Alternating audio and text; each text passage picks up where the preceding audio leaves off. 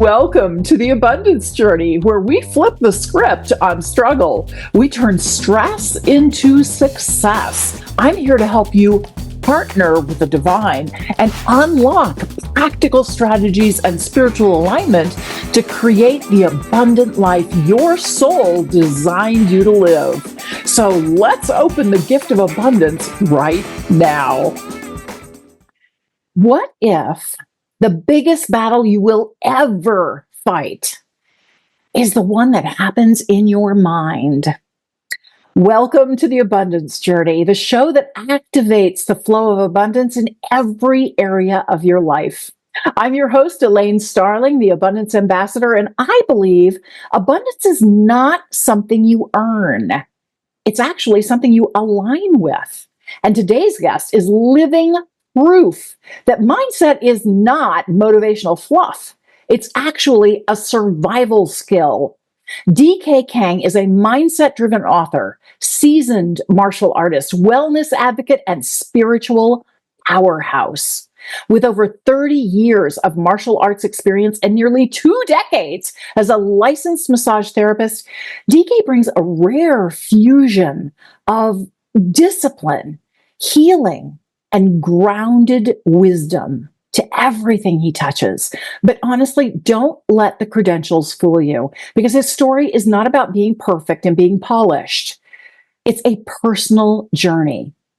After walking through years of infertility, financial struggle, family loss, caregiving, and his wife's breast cancer diagnosis, DK did not crumble. Instead, he rewired his mind, which rebuilt his life. So whether you're feeling stuck, overwhelmed, or just ready to rise, this conversation is your invitation to flow forward with a mindset that empowers you to thrive. DK, I am thrilled that you're here for the Abundance Journey. Welcome. Thank you. Thank you for having me. It's an honor to be here. Thank you. Oh man, your energy is so good. I've been using this word a little bit lately. Luscious. You know, when something's luscious, it's like melt in your mouth and beautiful and calming and grounding. And that's your energy to me. It's just so beautiful. I want every bit, like, let's do a Spock mind meld here. And in order to support us with that, I'm going to do 2 different things to combine our energy besides get a hair out of my eye.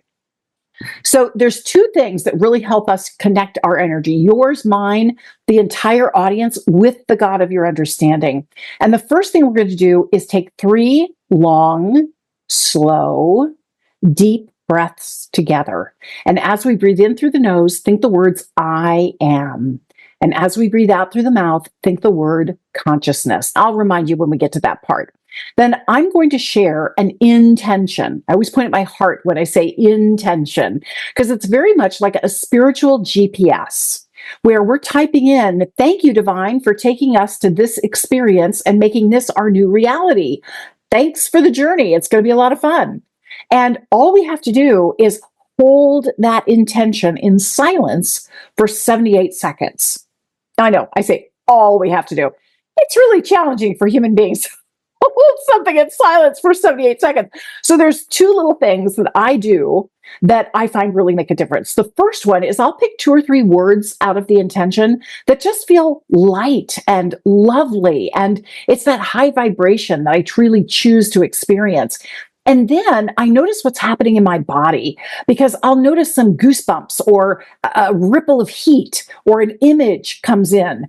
And whatever I experience is just a sign that the divine is locked into that higher vibration and they're ready to play. So, DK, you ready to play? Absolutely. Awesome. Let's go ahead and breathe together 3 times. Breathe in, I am.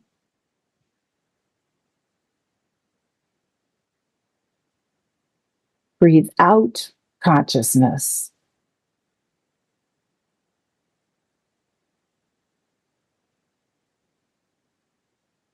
Breathe in, I am.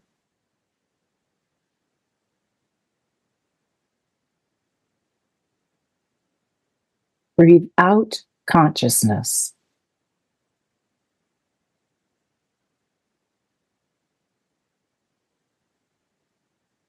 Breathe in, I am.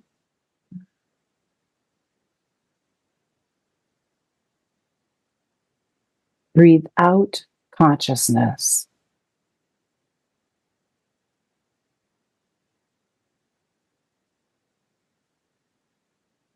In love and light, we are so happy and grateful that we align with the power of our mindset, releasing all doubt and stepping into divine strength, clarity, and purpose, embracing transformation through grit, grace, and gratitude to empower abundance to flow with ease. Thank you, Divine. Thank you, thank you, thank you. It is done.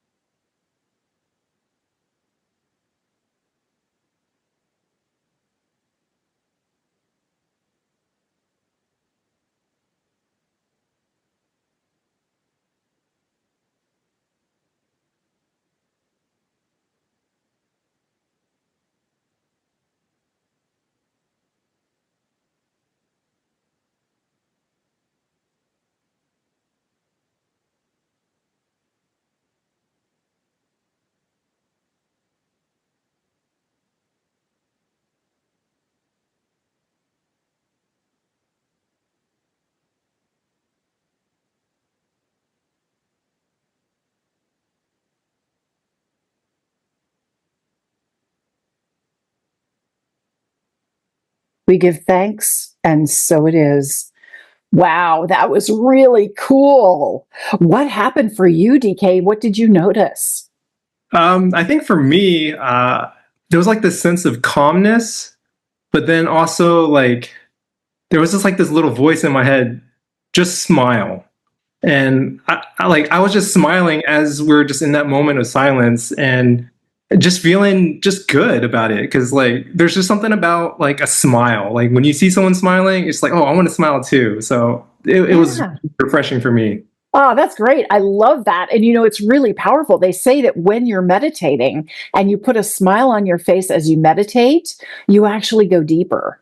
And I love that concept. It was really interesting. I was focusing in on the grit, grace, and gratitude to empower abundance to flow with ease. And I really felt it. And it's so interesting because I have been told by the divine that one of the most powerful human states is when we step into grateful curiosity. Mm. We don't have the answers. We don't know exactly what this conversation is going to look like. We have an intention, and we're releasing all the barriers and all the old mindsets that didn't serve us. Now, I want to talk to you a bit about how you came out of that kind of dark period because, man, you've been through the ringer, dude. Yeah. Uh, I mean, for me, I like my wife and I, we went through, decade long of infertility, recently a breast cancer diagnosis. After that, I lost my job, like a week after I told my boss. But for us, we just had to rely on our faith. As you were saying, like I am consciousness. For me, I go back to what the Bible was saying and what Jesus said. Jesus always, so many times he said, I am, and then he always filled in the blank. I am the bread of the life. I am the way, the truth, and the life. Like there's just something about I am. And so for me, I had to rely on that faith of like when all this stuff is going through, my wife and I, we prayed. But after I lost my job, I literally just came home and just been like, we prayed, and then I just started laughing. And I'm like, okay, we don't have any income. We have a life or death situation with breast cancer that we don't know what can happen from there. But yeah, I just started laughing and I was like, okay, God, why not us? So we don't know if this is going to help impact somebody else. Maybe somebody else might be going through the same thing. And as we're doing more research about cancer, we're like, cancer is so prevalent and it's like almost everywhere, especially here in the United States. And we're just like, well, I guess this is going to probably help somebody else. So why not us? That was kind of the expression that I expressed, was why not us? Yeah, why not us as that conduit to make a difference in the world? Why not us? And I am is truly an incredibly powerful prayer in and of itself. It was interesting. I was reading a really cool book called A Happy Pocket Full of Money. Highly recommend it. A Happy Pocket Full of Money. And in the book, the two authors talk at length about just how powerful I am goals are. So you say I am, and then fill in the blank with whatever you choose to create in your life. And I was thinking, man, I feel it, energetically, it feels right. But man, I just wish I could think of an example in my own life. I'm a human being. I want proof. I'd love to have something that I did use an I am goal and it actually worked. And then I got a blinding flash of the obvious. And I remembered a conversation that I've had many times with my then boyfriend, now husband, over the years. And it sounds something like this. Honey, I am so happy and grateful that I get to share life with you. I am more in love with you every single day. I can't always understand you, but when I can, you expand my world. I am so blessed sharing life with you. And I am so delighted in all the things we get to do together. We've only been together for 45 years, and we are more in love every single day. Wow, 45 years? Yeah, That's only amazing. 45. That's awesome. Yeah, Wow. yeah. So you can experience everything you choose to experience. And it really starts with that mindset, that I am mindset. Now, you wrote a really compelling and powerful book. I have downloaded it. I'm still in the process of reading it. Tell us a little bit about your book. Yeah, so it's called Mindset Metamorphosis, and it's really like transforming like the mind, and it's like transforming that negative and reframing it into something positive. And like kind of like my example before, I was just like, we could have easily just been like, well, we got cancer, lost a job, a bunch of other things. How are we going to pay for this? But we could have easily went to the negative and be like, oh, well, life sucks and we're going to be throwing this pity party. But no, like we reframed it of like, okay, well, let's research, let's just do some research on her specific cancer. Let's read a ton of books about nutrition, about cancer. A book that we read that we constantly go back to is Chris Speak Cancer.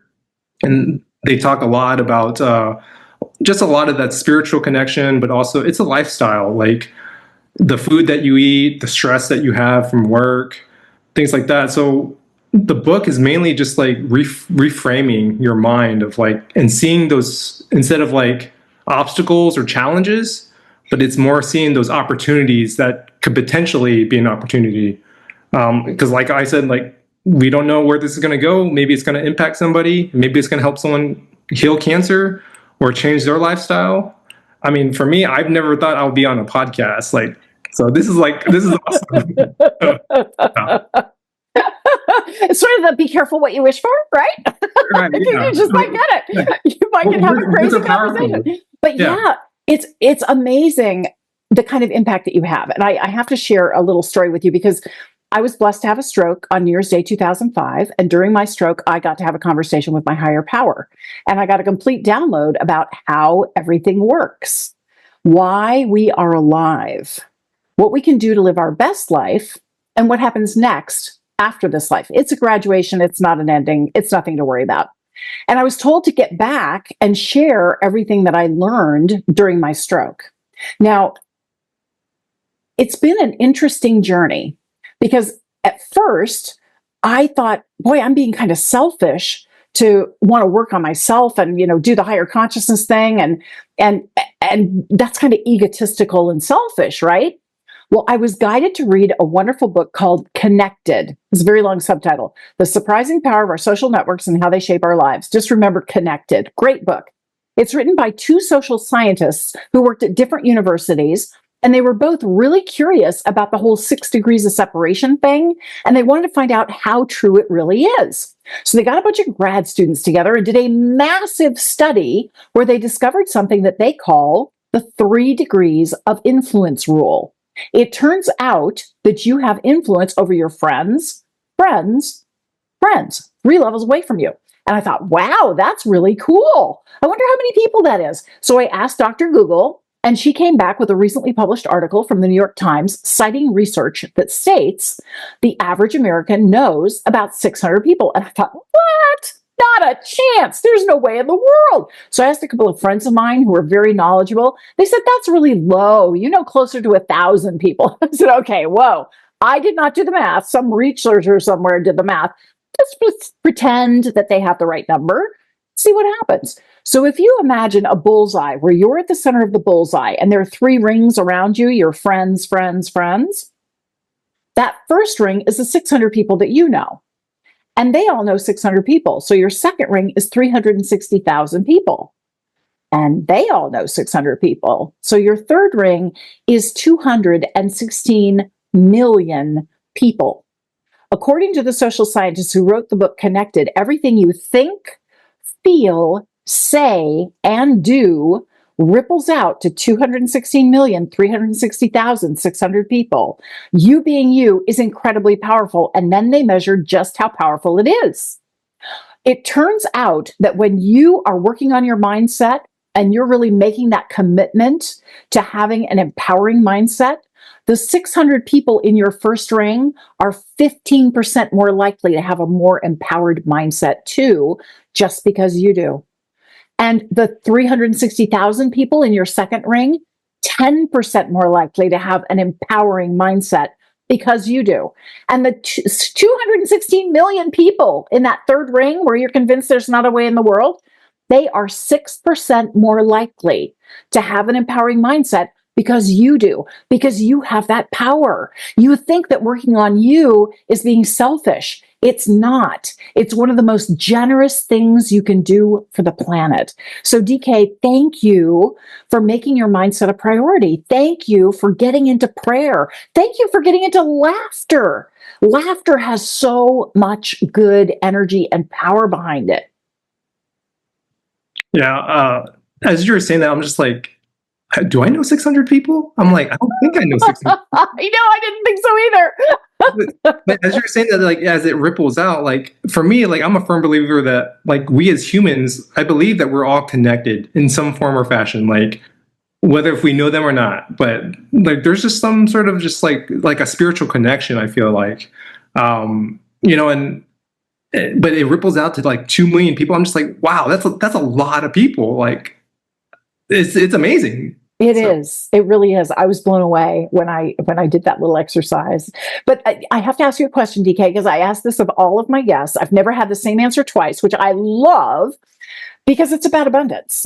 And given the kind of work that you do, where you're focused on mindset, and obviously you're working on your own mindset, but you're also empowering others to adopt a really powerful, supportive mindset. How do you define abundance? You know, that's an interesting question because I feel like nobody really asks that question like in today's society. And so like as you're asking me that, I'm like, man, I have to think about that. But for me, I think abundance is I think it's 2 words. It's what's available and accessibility. I say that because if you like 2 things. For one is God. God is always available and God is always accessible. But then I also think about gratitude. Like my wife and I, we both practice, you know, gratitude every night. You know, we just say, hey, 3 things that we're grateful for before we go to bed. But again, gratitude, it's always there. And I feel like we as humans just don't use it enough because it's accessible and it's always available. But I feel like we as humans just choose to get into the busyness of life, and we just choose not to practice gratitude. So true. So true. And one of the little things that I like to do, I call it gratitude in advance. So, like when I'm meditating, when I'm sitting for guidance, I will have gratitude for the mentors I'm about to meet today because I am looking for guidance on something that I'm working on. And later, I'll be at the grocery store and I'm in line to check out behind people I do not know. And they're having a conversation, and I don't really know what they're talking about. But something they say is exactly what I needed to hear. They are my mentors. And because I was grateful in advance, I was open enough to receive the guidance that was there for me. I feel a lot of it is welcoming that in. And so often I think we have blinders on and we have certain expectations, and it has to be just like this, or I don't feel blessed. When in reality, I can experience blessings in every moment at all times when I choose to. Yeah. Totally agree. So, yeah. Well, obviously, DK, you had a lot of challenges all in a short period of time that you had to deal with. How do we know that we're ready to shift our mindset? What should we be looking for that tells us, hey, you could do with a mindset shift, honey? I mean, I think just starting small. The world wasn't created in a day. Rome wasn't created in a day. I don't know. I think we as humans, we want stuff like instant gratification. Like life is a journey. I mean, your podcast is called The Abundance Journey. Like it doesn't just go from 0 to 100 in like 30 seconds. Like there's ups and downs. You're going to fall back. You're going to move forward. But just start small. Like journal. Journaling is huge. Write 3 things you're grateful for, or even share it with somebody. Like having an accountability partner or person or something, like to hold you accountable, to lift you up. And I think also add movement. Like we as humans are made to move. Like not if we're staying still, we're stuck. We're not moving forward, and we just kind of stay in that state of like, I'm stuck here. Well, I'm depressed. I don't want to do anything. Well, just get up, take a walk, spend some time in nature, spend some time walking with somebody else. Like movement is so powerful that it increases blood flow. It just increases your brain function. I mean, there's so many studies on exercise, things like that. I mean, we can talk about that later, but I think just movement and just starting small, and yeah. That's awesome. Now, one of the challenges I've noticed is whenever I need to make a shift, there's something inside me that has to change. I have to have a different perspective on it. I have to ask different questions. I have to look at it differently. You said you had a question, why not us? What do you find is kind of that trigger that gets people over the hump and out of the negative mindset into an empowering mindset? I mean, it's different for everybody. So for me, I grew up doing martial arts. And so, martial arts, we meditate and we do challenging things, and it's hard. And I think I know for me, when I'm doing something hard, I'm like, okay, this is kind of going over that hill now. And then, as you do something hard, it gets a little bit easier as you keep doing it. And so, I mean, that's for me. I can't say that for everybody. I mean, there's so many people, and everybody's mind is different. And I think also just trying to get over that hump is like, it's taking that little action. If it's like you're reading a book and it says, hey, read the Bible every day because that's going to transform your mind. Well, just kind of do what it says and take that action and see what happens. And so, like I can't say that for everybody or anyone. I mean, I can say it for me when I'm kind of seeing that going over that hill and over that hump. So, yeah, it always starts with you and the best practices that you've found that really work for you. And you're absolutely right. Meditation, movement, and taking the time to connect. And by using the Bible as that wonderful connection point, that's perfect. That's perfect. Now, what are some little signs of progress? Or is there, you've mentioned a few different things: take time to journal, walk in nature, do some different activities. What are those symptoms that show we're actually making progress, that our mindset is starting to shift? But, again, it's different for everybody. But I think, like, again, when you're like doing those hard things, you can kind of see that progress is like, oh, it is getting easier each time I do it, or each day that I'm doing it. Like, give you an example. I do Spartan races, and I did Spartan Ultra, which is a 50K with 60 obstacles. And so when I was training for that, I started out small. I started out, like running a 5K, and then, next week I'll do, I don't know, 6K. And then by 6 months later, I'm like, oh, suddenly I'm running 20 miles in one go. And I'm like, oh, okay. So, but like, it's the subtle changes, you won't see it, but I think if you continue to add those little hardships in your way, it'll build that grit. And then you'll see the progress. If you look back of like, okay, 6 months ago, okay, I didn't have a job. Now today I have a job that, I'm just speaking for somebody, like, or I'm got a promotion, things like that. You won't see it until you look back 6 months ago, a year ago, and then kind of reflect back on today. And I think that's where you'll see those changes, those kind of mindset shifts, kind of changes. I think you're absolutely right, DK, because most people are externally referenced and they look for proof in their environment that my mindset has changed. I find that the proof is internal first. You find yourself smiling more. You find yourself in a good mood more. You find yourself in gratitude more. And it's kind of like a which came first, the chicken or the egg, right? Because you're practicing gratitude deliberately. You're actively trying to find things to be grateful for. And sometimes it's not that obvious. But I mean, allergy season, and my nose is running constantly, and then finally no more allergy season and I can breathe easily. Believe me, I'm grateful. I'm very grateful. There are so many things that we have an opportunity to be grateful for.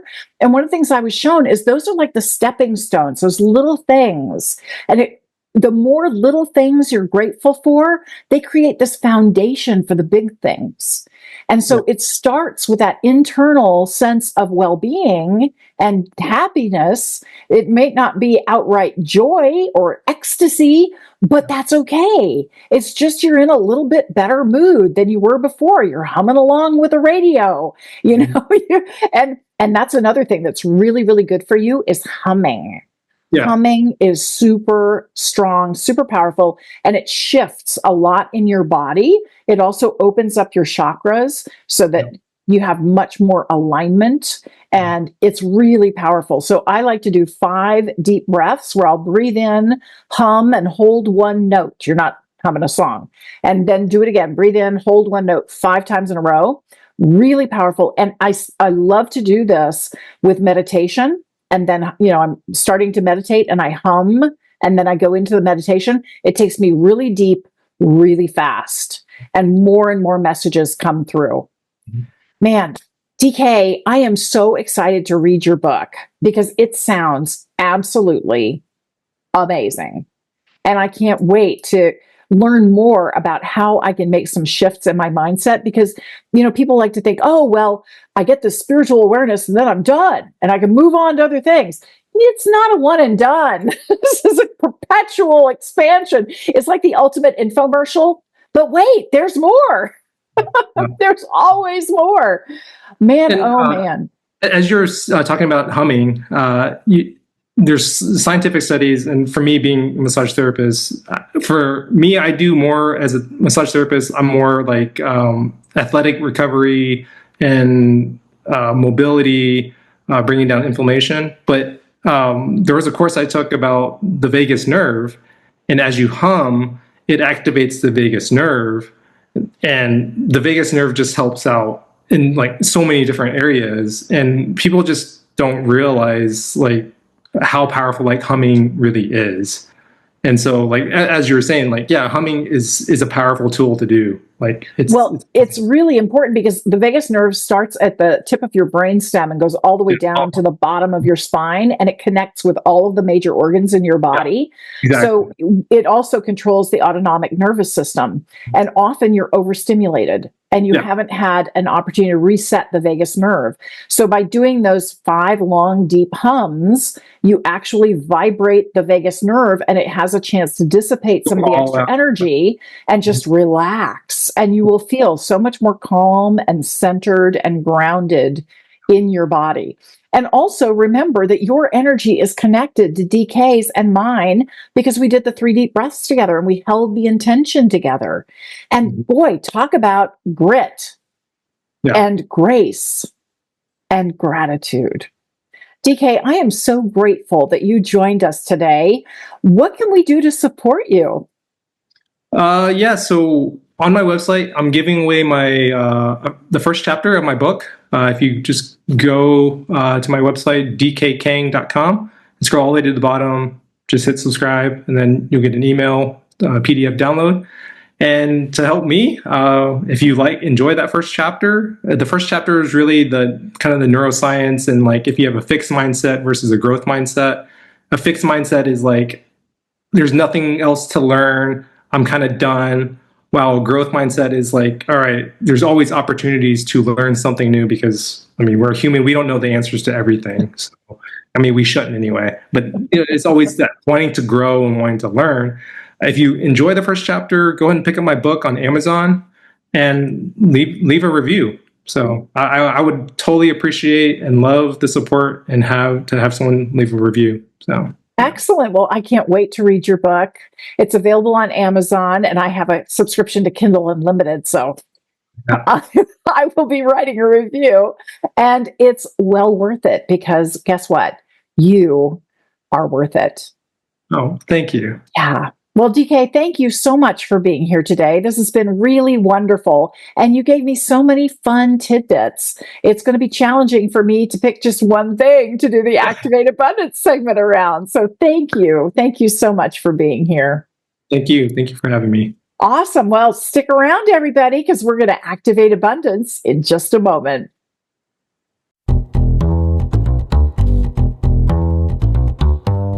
Wow, that was really powerful. But before we dive in to Activate Abundance, I would love your support. Please share this episode, leave a comment, and subscribe so we can spread abundance far and wide. And if you're ready to go deeper, I'd be honored to be your coach through the Inner Power Protocol, helping you move from spiritual overwhelm to embodied power so you live the life your soul designed you to be. Let's make this your moment. I love DK Kang. He's awesome. He's so real. He's so down to earth. You know, he has had a number of challenges in his life, but he made mindset a priority. And I so appreciate that because honestly, the mind is a wonderful servant of the heart. It's just a little bossy and it likes to take over. So when we can learn to adopt a better, healthier, more productive mindset, everything improves. Step 1 is gratitude. I'm super grateful to DK for all that he shared with us today. Absolutely brilliant. Step 2, appreciate something you heard that was an aha for you. I'd never gotten this definition of abundance before. He said abundance is something that is always available and always accessible. Always available and always accessible. And then he expanded on that to say God is always available and always accessible, and gratitude is always available and always accessible. And I thought that was just brilliant. Absolutely brilliant. Yes, that is abundance. And you can have it anytime you want. It's a matter of your own awareness. So that was like mind blown. Okay, step 1, gratitude. Step 2, acknowledge something you heard that was an aha for you. Step 3, appreciate the difference it can make in your life. Well, now instead of thinking that abundance is all the external stuff, oh, but I don't have the best car yet. Oh, I don't have a great house yet. Oh, I don't have a great job yet, or whatever. Whatever it is that you don't have yet, look at what you do have. You have a connection with the divine, with the God of your understanding. You have the ability to be grateful for everything. And the more you are grateful for the little things, I got to tell you, those little things are the big things. They become the big things because you get into an attitude of gratitude and everything in your mindset shifts. So it supports you and you witness and experience the blessings that are showering you all the time in every moment. Step one, gratitude. Step two, appreciate the difference. Acknowledge something you heard that was not for you. I want to jump right into step three, appreciation. Appreciate the difference it can make in your life. Step four, activate it. I found 3 different ways to activate abundance. This is where we take a concept, like what he was talking about, his definition of abundance, and we turn it into something tangible and real that we experience on a regular basis. The first way is schedule time to get it done. Now, I count things like journaling, meditation, mindful movement, all those things that you keep telling yourself you're too busy for. No, you're not. This is self-care. This is honoring your power and making a difference in your life and loving yourself, putting yourself first so that you fill your own cup and then you have more than enough to fill everyone around you. But you have to make you a priority first. So schedule time to get it done. Really powerful. The second way to activate abundance is with a physical trigger, like crossing your fingers or tugging on your earlobe. And it's just a great reminder, you know what? Abundance is all around me. I can experience it right now by connecting with the divine, connecting with the God of my understanding, stepping into grateful curiosity.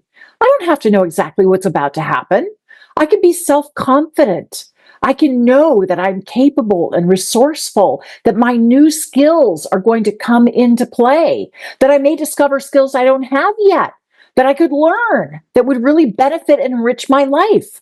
No matter what is coming my way, I can live in grateful curiosity and savor every moment.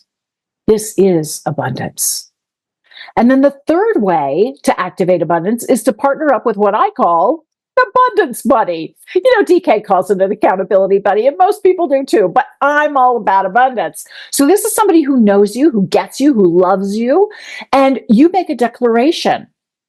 I am choosing to live in abundance because I am continually reconnecting with the God of my understanding. I'm continually stepping into grateful curiosity. I give gratitude in advance, and I celebrate all the wonderful things that I experience throughout the day. I had the best day ever recently. It was actually Monday of this week. I was just anchoring in gratitude. No matter what happened, I just stepped into gratitude, anchored in how much I enjoyed that moment, how fortunate I was.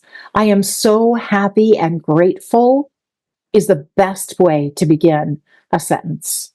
I am so happy and grateful that, because it is your reality. It becomes your reality. Okay. Gratitude is step one. Acknowledge something you heard that was an aha for you is step two. Appreciate the difference it can make in your life is step three. Step four, activate abundance by scheduling time to get it done, using a physical trigger, partnering up with an abundance buddy. And step five, celebrate your progress. This is a joyous unfolding of your life.